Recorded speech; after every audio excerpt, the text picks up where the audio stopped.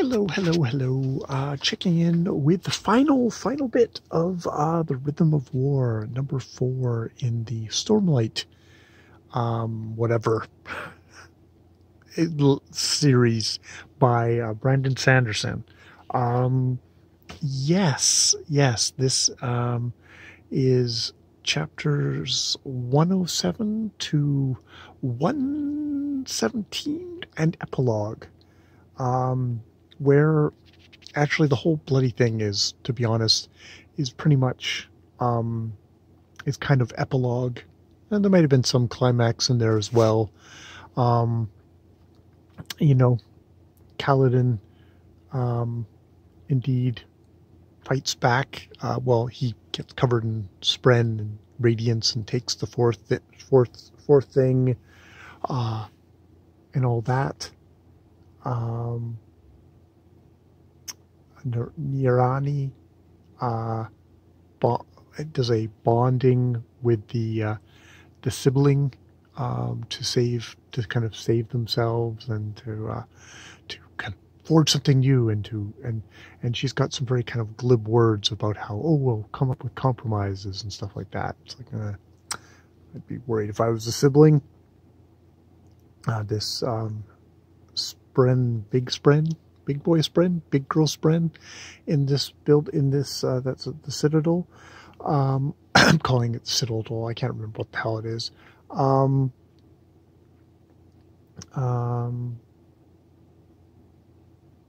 Teriyashking, or whatever, in his dumb form, does figure out how to get Odion, but by getting what's his nuts to come to kill him, stabs him, but it goes through.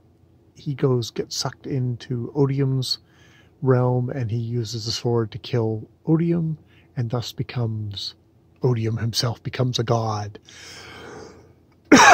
So that's interesting. And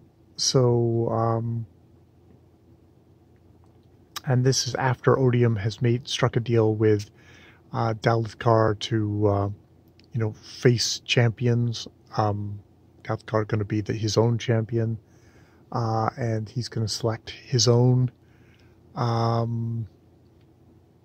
Yeah. And there's lots of stuff where, okay, these ancient beings are people who've come from different planets. We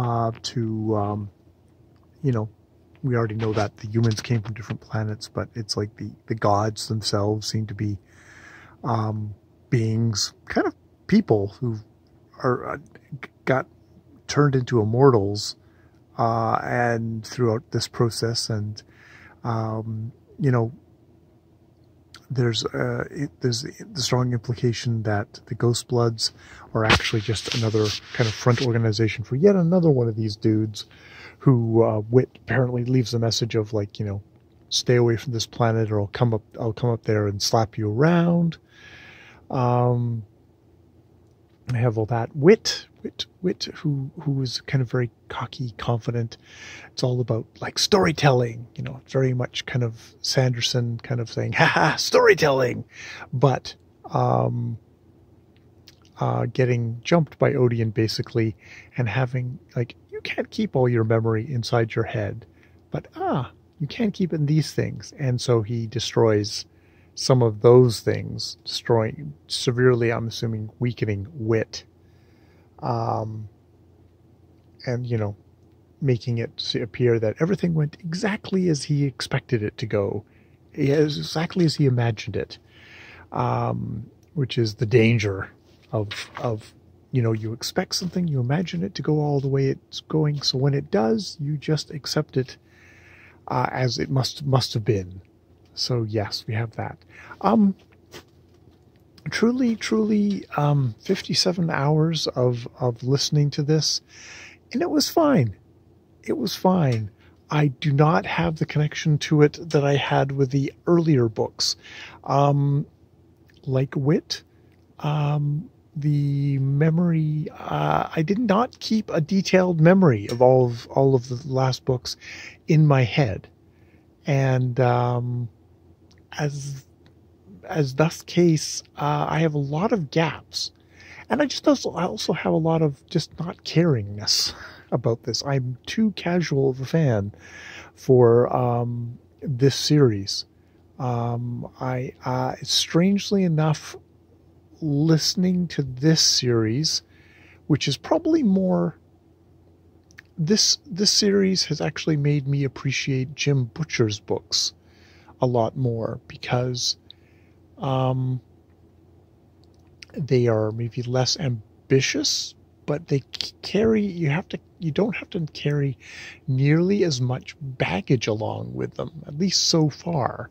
I mean, maybe Butcher is going to suddenly whip out a thing at the end and you're going to have to know fucking all the books backwards and forwards. But this book really required a certain level of knowledge and kind of keeping all this stuff in the head, which I did not have after that. And I can't imagine that in 2.5 years' time, I think that's what the projected thing I vaguely saw staring, that I will even have this in my head, this kind of rather jumbledness in my head. So, yeah, this might be the point where I go, thank you, that was interesting. There's a couple of things in here that it's sort of, the dog and the dragon will maybe stick in my head. Mr. Sanderson, will you be very depressed if the only thing I carry away from this book is the dog and the dragon?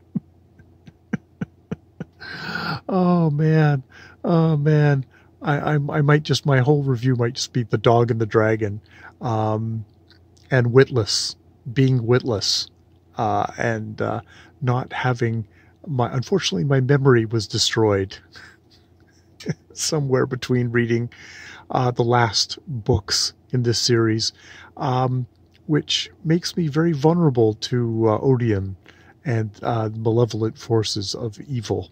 Yes. All right. I enjoyed myself, but not that much. 3 stars enough. And it's the kind of book where you I have to just sort of say that. Yeah. It's not me. It's not the book. It's me. Yeah. All right. I will leave it there. I honestly don't have too much to say other than the dog and the dragon. I really enjoyed that part. All right. But that was not that much out of 57 hours and a half or whatever the fuck it was. This goddamn book. All right. More videos later.